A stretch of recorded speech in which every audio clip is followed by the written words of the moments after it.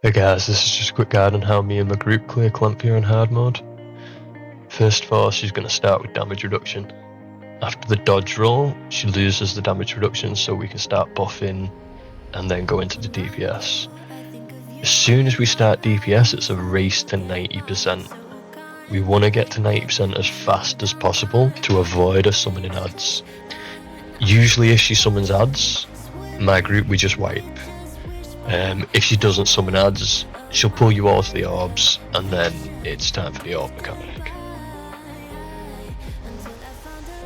This should have been decided beforehand where everybody's going for their orbs. Just make sure that everybody's assigned to the pins, and everybody knows which orbs they're going to kill, so that they get killed fast enough. Here you'll see 4 circles appear around the boss. Getting your eyes on this early helps a lot, because you can clearly see how many balls are above each circle. If you wait a little bit later on and then try to look, it's going to be very difficult to see it with all the ad names and nameplates and everything else going on.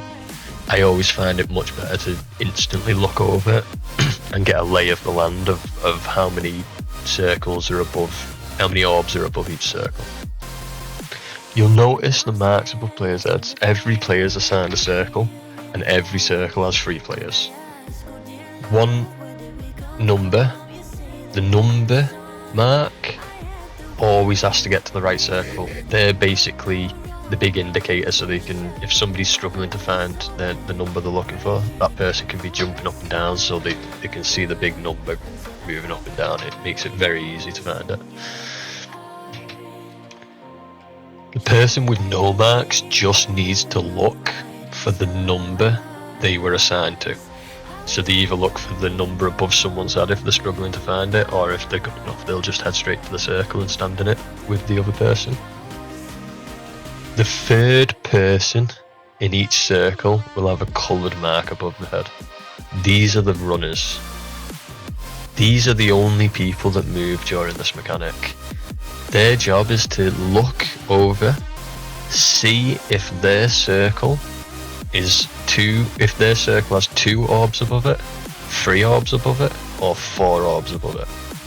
If it has 2 orbs, they need to run. But if it has 3 or 4 orbs, they just get in as normal. If they are running, they need to look for a circle that has 4 above it and head towards that. It should be called out with a simple call of the number. So for example, if say I am on pin 1 and I needed a runner, as soon as I see that my circle needs a runner, I will just call out 1. If another circle also needs a runner, let's say it's 2, they will call out 2. The runners will then pick a circle and start heading towards it. As soon as a runner enters one of the circles, say for example one of the runners enters my circle in 2, I then say 2 is good. This lets the other runner know he now needs to go to the other called circle immediately. This is the simplest way of doing it. Don't clutter the comms. During this mech, range should carry on attacking, and everyone should keep an eye on the charges. The charge is a time gated attack, so depending on when you killed the last orb, that will decide when you get the block. So if you kill the last orb a little bit on the late side, likelihood is you will get charged right as he does the mech and pushed out of the circle and won't have time to get back to it. This is why killing the orbs is really important. Keep your eyes on the charges. If you see them charging, just block. Everybody has to block. Now we just carry on DPS at the boss. Around 65%, depending on the DPS, she's going to pull 6 players in towards her. they're gonna get linked 3 and 3. They must run in opposite directions. You need to look quickly and see where the other 2 players you're linked to are and run in the opposite direction. If all 3 players do this, everyone just runs away from each other and you break it dead quick. This is pretty important to break quick. It starts to hurt the longer it's on. The attack pattern here can vary depending on DPS. From what we've seen, after the chain, she'll either do 1 lightning cone attack and then do the lightning mech immediately. Just watch out for it and make sure all the ranged move far away when the lightning comes. I believe it's about 20 plus meters away you need to be. They can watch for the lightning around the boss's head. You see like lightning crackling around a head. This is an indicator that it's coming. The only people stood close to the boss should be melees and tanky melees who can survive a lightning hit. Now comes the Beyblade mech. You want to be above 51% health when this mech triggers. If you're below 50% health, it's going to spawn every single player a Beyblade. This is very difficult, especially if you're not ready for it, and it usually results in a wipe. Although you can make it through with a good team. So you want to be above 51%. Very important to be above 51% for this mechanic. Straight after she's cast the lightning mech, the boss is going to do a purple cleaving melee that hits for a huge amount. Even the melee want to get out of this. It can one-shot melee as well. It's very, very, very strong attack. Just get out of it.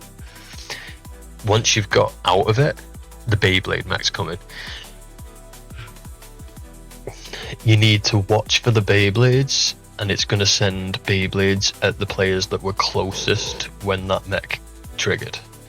So you want to run away from the boss, and you want to look and wait. And if you see a Beyblade coming towards you, you want to immediately shift morph and start running away from the Beyblade.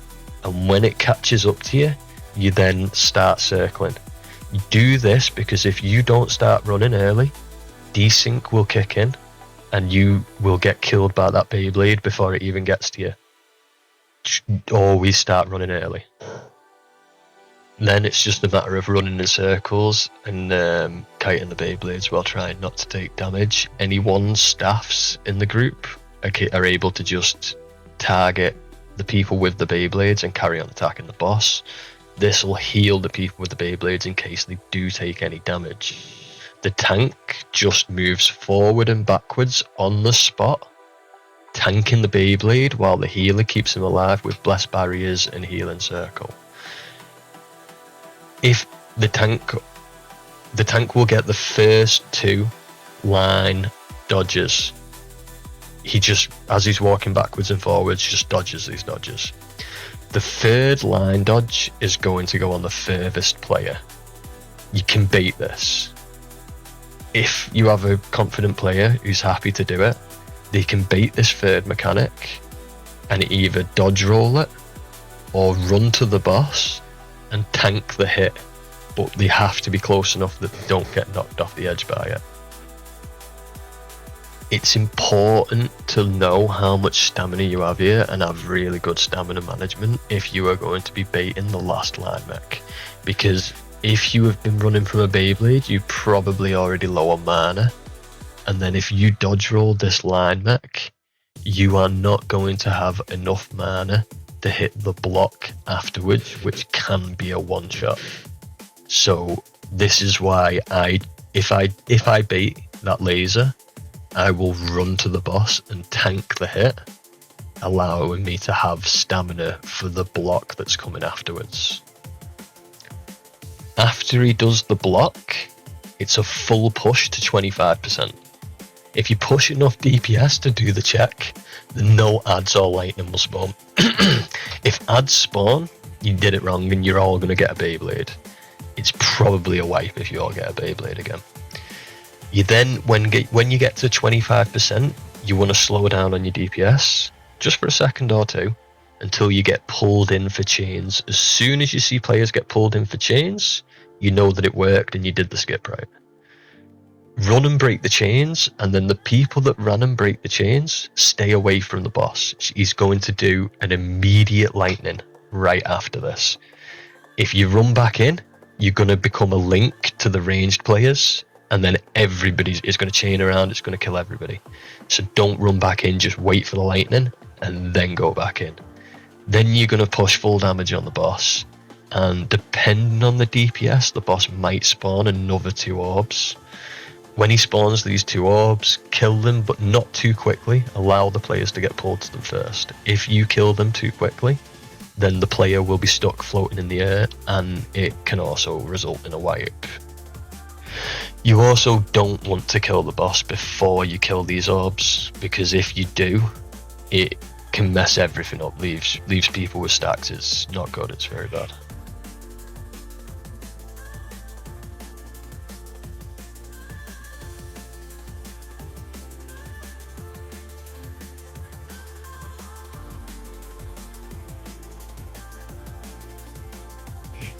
Now we move on to phase 2.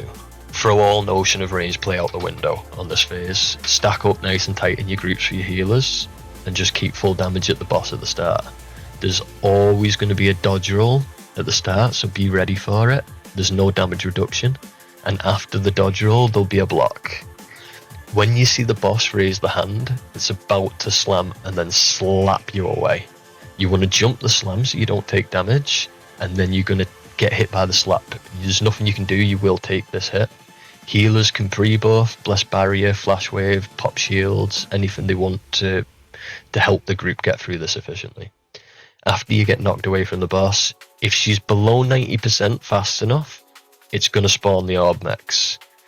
If not, you might have to go back, do some more damage. Maybe you might get another mechanic out of order. Just get to 90% as fast as you can.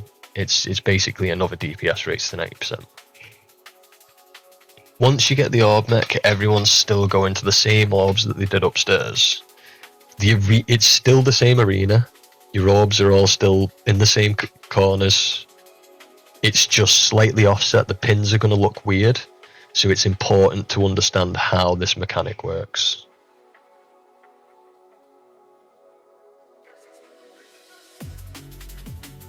If we take a look at this beautifully drawn picture that I threw together in about 20 seconds, you'll notice how the pins don't quite line up.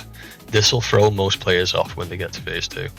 It works the same as up top, with the same positions, but this is how it works. Depending on pin placement, in this run, pin 2 is at the entrance to the arena. Pin 4 is towards the boss.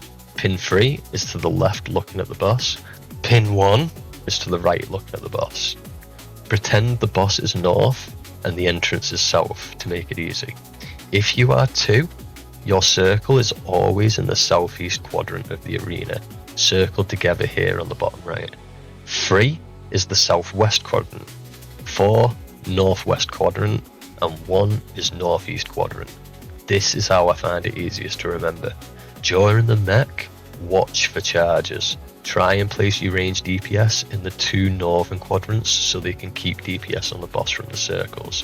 This has to be decided before the fight. You cannot do this, make changes on the fly down here. You all have to know where you're going before the fight.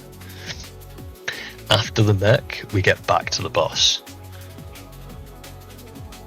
Remember to stay grouped up. It's really important to stay grouped up and not stress your healers out. Allow them to just get everything on you nice and easy. This is a difficult fight, let's make it as easy as possible for everybody. When he fears you and makes you run away, some players are going to get a little rock buff above the head. This drops a rock they can use for a safe zone. For melee DPS, you want to try and drop one close to the boss, but otherwise just drop it spread out so that when they drop they don't destroy each other, the rocks. There'll be another dodge roll and then a block. Straight after the block, head behind the rocks. If you get caught up in the wind, use a dodge roll to get back to the safe zone if you can, or dashes, movement skills work. after this the rock's going to explode, get out of that AoE and then straight back to the boss. We go onto the right hand and destroy it. To target the right hand, everybody just moves to the right hand side and carries on attacking the boss.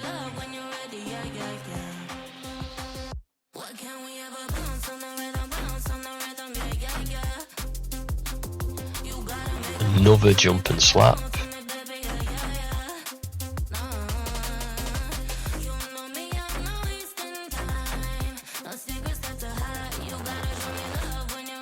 Another fear and safe zone mech.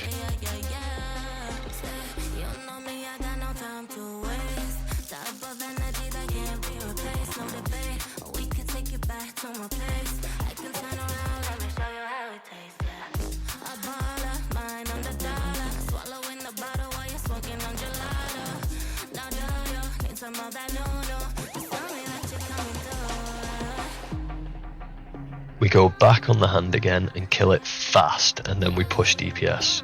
Group up nice and tight now, everyone's a melee.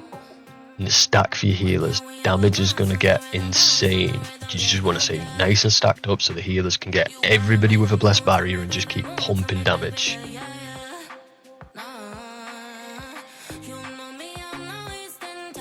At this point, everybody should just be stood in a tight group right in front of the boss in melee. That is how everybody should be grouped up. We had pretty good damage in this group. You'll probably see the grapple mechanic spawning. We've never done the grapple mechanic, we just ignore it every time in DPS through. If you fail the grapple mechanic, it just starts doing a lot of damage. She does slams constantly, but we survive it with a healer and just pump damage through it until the boss dies. Another good point of note for this fight is that you don't really want Furies. Whilst a Fury can work on this fight, it needs to be a really good Fury to make it worth it. And you're sacrificing a lot of other stuff that you need in the fight by taking a Fury. The Discord link and the quest log will be in the description. Feel free to join. If you verify yourself and get yourself geared up, we'll try and help you get through the raids. Thanks for watching, and feel free to ask any questions if you're confused about anything, or join the Discord and just ask any questions you need in there.